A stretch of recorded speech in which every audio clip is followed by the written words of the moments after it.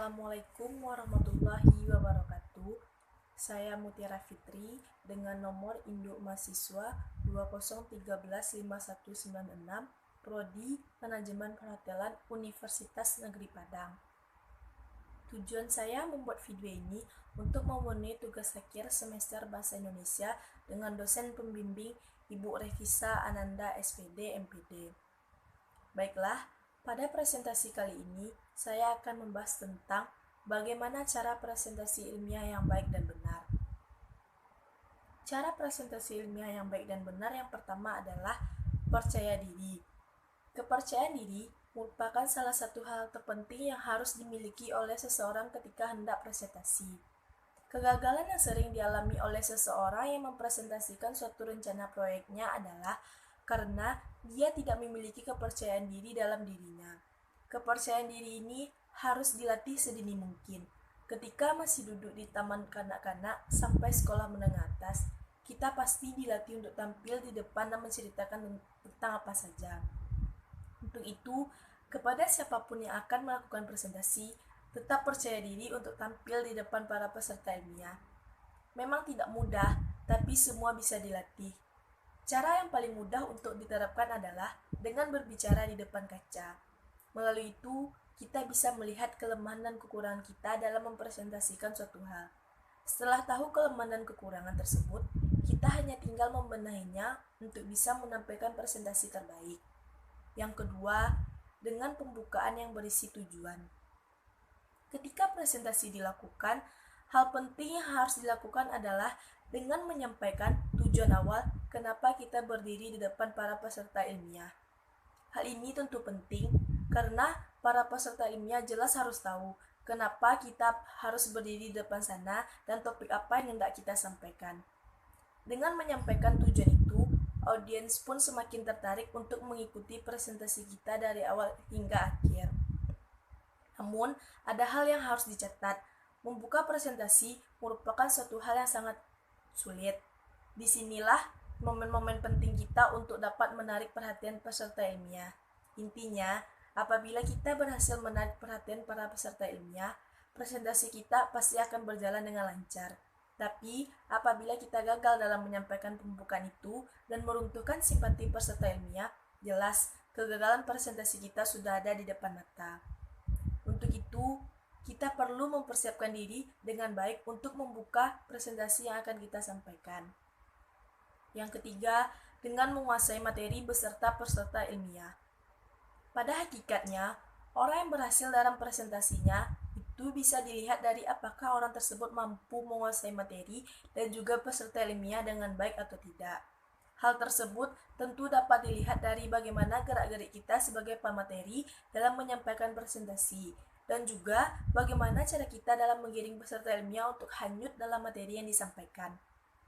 Untuk dapat bisa menuju ke tahap profesional dalam membawa presentasi dengan baik itu, tentu ada banyak hal yang harus kita lalui, yaitu kepercayaan diri, penguasaan materi, pembelajaran, pandai berinteraksi dengan orang lain, dan juga mudah diajak bercanda.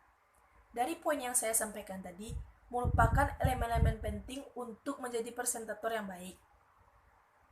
Yang keempat, tanpa melihat slide PowerPoint.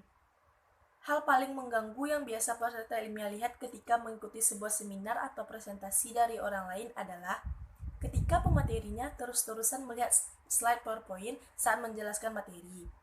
Dari situ bisa dilihat bahwa presentator kurang profesional dalam melaksanakan tugasnya. Dampak yang didapat dari presentator yang terus-terusan melihat slide PowerPoint saat mempresentasikan proyek kerjanya itu bisa berbagai macam, mulai dari peserta ilmiah yang tidak empati lagi, hingga kegagalan presentasi yang di depan mata. Untuk itu, ketika kita hendak melakukan presentasi, ada baiknya kita selalu menguasai secara benar-benar apa yang akan kita sampaikan. Slide digunakan hanya untuk memberikan poin-poin singkat atas apa yang kita sampaikan, bukan sebagai alat bantu untuk membaca. Yang kelima, dengan memanfaatkan kemampuan berbicara maupun gerak tubuh. Dalam melakukan presentasi, kemampuan dalam berbicara tentu merupakan salah satu kunci utama dalam keberhasilan presentasi. Hal itu dikarenakan dengan adanya skill berbicara yang fasih dan baik, perhatian para peserta ilmiah yang sedang melihat presentasi kita akan semakin tertuju kepada kita dan semakin paham dengan apa yang kita jabarkan. Selain itu, gerak tubuh pun juga cukup mempengaruhi dalam keberhasilan menyampaikan presentasi, karena dengan adanya gerak tubuh yang baik, hal tersebut jelas akan menarik para peserta ilmiah untuk semakin memperhatikan presentasi yang kita lakukan. Dalam menyampaikan presentasi, diusahakan kita untuk tetap menjaga kenyamanan para peserta ilmiah yang mendengarkan. Jangan biarkan mereka bosan dengan gaya bicara dan gerak tubuh kita yang membosankan. Sebisa mungkin bawa para peserta ilmiah itu ke sesuatu hal yang biasa mereka benar-benar paham dengan apa yang kita sampaikan.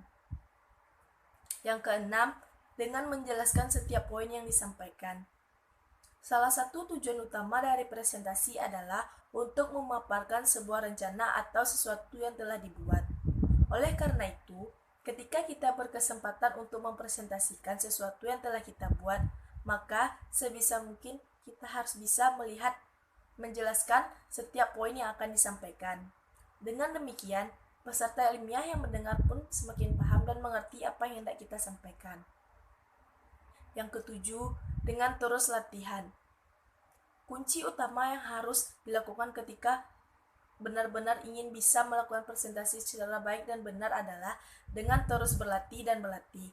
Tidak ada latihan yang memperburuk keadaan. Justru karena dengan latihan, kita akan semakin berkembang dan terus maju.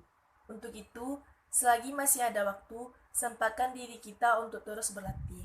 Sekian presentasi dari saya. Apabila ada kesalahan, mohon dimaafkan. Assalamualaikum warahmatullahi wabarakatuh.